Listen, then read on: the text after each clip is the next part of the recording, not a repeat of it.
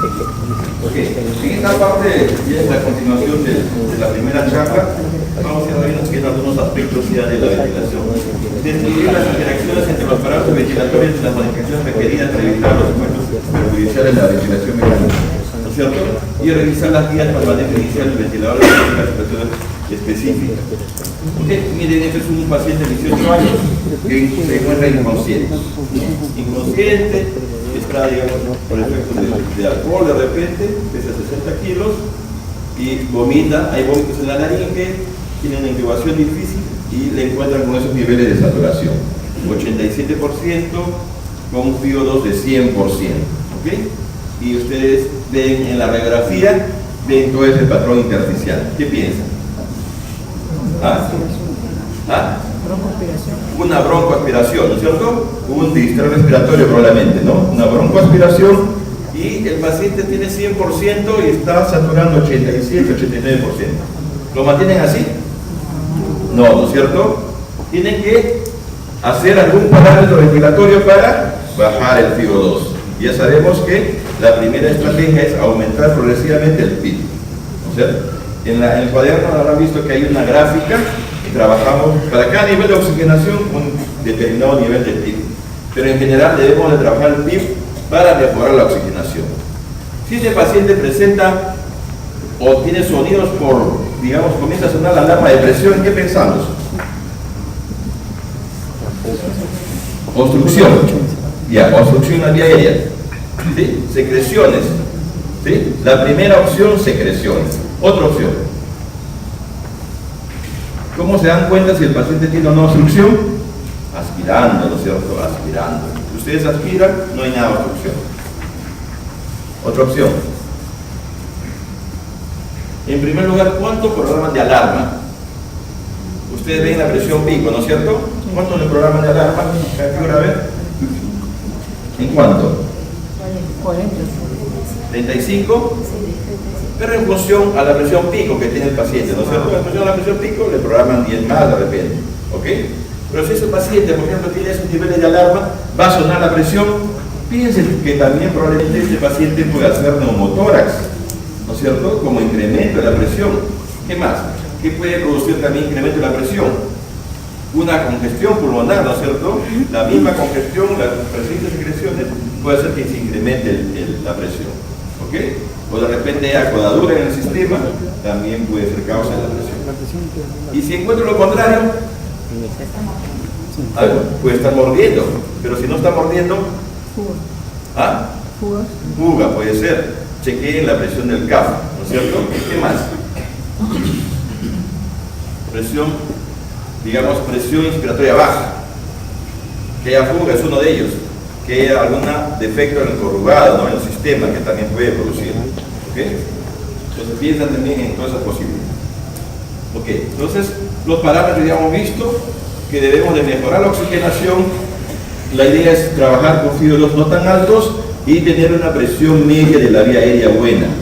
O sea, una buena presión en la vía aérea media. Eso yo lo voy a lograr en función a algunos parámetros, por ejemplo, aumentándole el PIB, aumentándole el flujo, puedo hacer que se incremente la presión arterial media.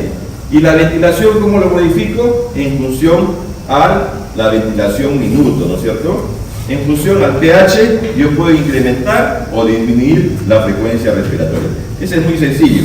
En función a qué pH quiero, qué CO2 quiero, puedo modificar la frecuencia respiratoria, ¿cierto? Más aún si es un paciente que está inconsciente en sedación. Entonces el modo asistido controlado, mira, comenzamos con asistido controlado, PO2 100%, estamos trabajando con un PIB de 5, una frecuencia de 20 o 10, un poco bajo, ¿no? De repente, luego podemos aumentar un poco la frecuencia. Y el peso para la talla le corresponde 55 kilos y en función a eso le programamos 10 por kilos, tenemos 550. Vamos a monitorizar todos estos parámetros. Miren, la saturación está en 88%. La gasometría está en 7.38, PCO2 en 57, presión parcial de CO2 en 36. El PCO2 está bien, ¿no es cierto? El PCO2 está bien, pero el PO2 está en 57 para 100%. y tenemos presión meseta de 48, presión pico de 52, no tiene autopip y la frecuencia respiratoria está en 18. ¿Qué opinan? ¿Qué opinan ahí? ¿Ah? Está sonando la alarma y ustedes ven que esos parámetros han subido. La primera posibilidad, neumotórax, ¿no es cierto? Neumotórax. ¿Qué tienen que hacer para demostrar neumotórax? Una placa radiográfica. ¿Cuánto se demora en fibra en tomar una placa radiográfica? Rápidamente se tiene un ecógrafo, le hacen una ecografía, o si ocultan, lo drenan. De frente lo drenan, le ponen un catéter y rápidamente solucionan el problema. ¿Okay? Entonces, es importante que ese paciente pueda estar haciendo neumotórax. ¿Qué problema está presente? Miren todas las respuestas. Hay gasto cardíaco inadecuado, hipoxemia, nivel de pitch. El paciente está con trastorno del sensor. ¿Ok? Ya vimos esto. Observa. Entonces, el modo asistido controlado con esos parámetros. Ya. En el primer caso. ¿Vamos a hacer algún cambio al ventilador? ¿Sí? Sí, ¿no es cierto? Vamos a hacer cambios básicamente en el PIB. ¿Ok? Básicamente en el PIB vamos a ir incrementando paulatinamente para ir bajando el FiO2. ¿Hasta qué nivel del PIB? Hasta un nivel que tenga un FiO2 tolerable o aceptable, ¿no es cierto? Que el incremento no tiene que ser rápido, tiene que ser gradual. De 2 en 2, 2 a 3, progresivamente. Si el paciente está oxigenando, van ustedes progresivamente bajando el FiO2. ¿Ok? Entonces, los parámetros que determinan la oxigenación no solamente es el PIB, sino todo lo relacionado a la presión media, volumen corriente, relación IE. Incluso algunas veces que hacemos, la relación IE lo alargamos. O sea, lo que es 1 a 2 lo podemos dejar 1 a 1. O sea, la relación entre inspiración y expiración 1 a 1. Para que tenga más tiempo en inspiración para que se oxigene. ¿Okay? En esos casos está justificado modificar la relación inspiración-expiración. O la podemos invertir 2 a 1, hacer que la relación en la inspiración sea más larga. ¿Okay? Y la tasa de flujo inspiratorio y también ver si tiene o no autopip. ¿Okay? Vamos entonces a aumentar el PIB. Podemos aumentar el volumen corriente tal vez, pero en general no se justifica o no se recomienda incrementar mucho el volumen corriente, ¿no es cierto? El volumen corriente tiene que ser de 4 a 6 por kilo aproximadamente. Más aún en un distrés respiratorio. Tratamos de usar volúmenes corrientes bastante bajos para evitar el voltrauma. Ya sabemos esto, vamos a aumentar el PIB, ¿no es cierto? Ok, entonces ya la lesión, digamos, en este caso es una lesión pulmonar aguda, es una insuficiencia respiratoria hipoxemia. Vamos a ver una disminución de la distensibilidad pulmonar, vamos a tener presiones pico de la vía aérea altas, va a incrementarse la presión pico y también vamos a ver un incremento en la presión meseta, o sea, las dos se incrementan y requiere un volumen corriente, como les decía, de 4 a 6 por kilo, con la idea de tener una presión meseta menos de 30. ¿Ya? ¿Por qué menos de 30? Porque se ha visto que produce menos lesión en los alveolos. ¿Ya? Menos lesión en los alveolos básicamente por la hiperdistensibilidad. El PIB lo usamos para mejorar la oxigenación y algunas veces podemos tolerar un cierto incremento en el PCO2. ¿Ya? Lo que se llama hipercapnia permisiva. O sea, podemos tener un pH en cierto modo ácido para evitar tener la hipercapnia permisiva. Otro caso, y este es un paciente de 70 años de edad con historia de tabaquismo de larga data que no responde a la ventilación mecánica no invasiva por dificultad de respiración, es intubado, sedado y colocado en ventilación mecánica, tiene ese peso y comienza a sonar la alarma por hipotensión. ¿Ya? Hipotensión. Es muy frecuente, ¿no? Cuando ustedes intuban a un paciente, rápidamente el paciente se hipotensa. ¿Por qué mecanismo? Porque se le ceda. Primera causa. Segunda causa. ¿Neumotórax? ¿Iatrogénico tórax? ¿No? Aumenta la presión.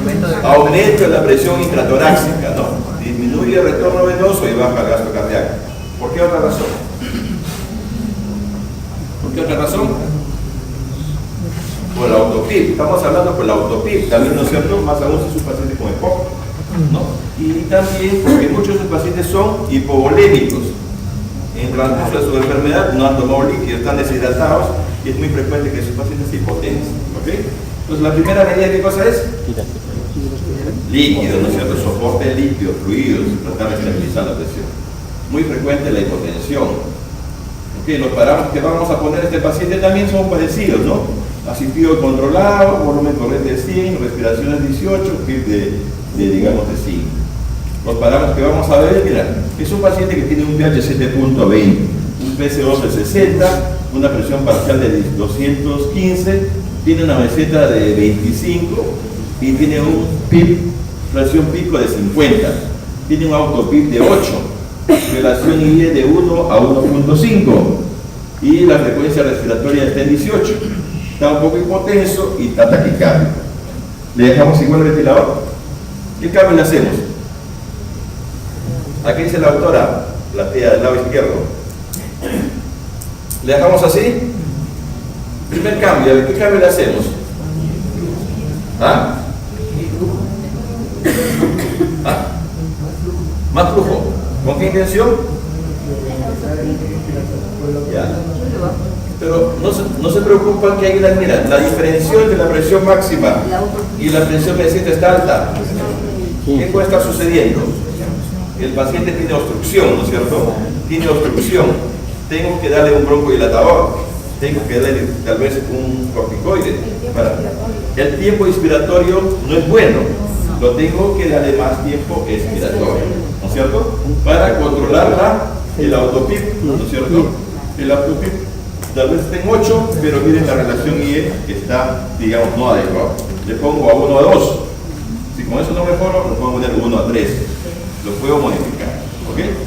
Y con respecto al CO2, ¿qué dicen? Está en 60 y el pH está en 7.20. ¿Lo mantengo en la frecuencia? ¿Ah? ¿Le aumentan? Entonces si le aumentan, le produce más autopIB. ¿Ah? Pueden aumentar el volumen corriente y si tú le aumentas el volumen tirar, ¿cómo está la presión pico y la presión platón? Le incrementan más, ¿no es cierto? Mire, es un caso particular, ¿no? ¿Pero qué debemos de hacer? O sea, a la par debemos modificar, podemos modificar la relación IE rápido, ¿no es cierto? Vamos a la librería, fueron broncodilatadores, de repente en el transcurso de los días, de las horas, mejora esa presión pico, ¿ok?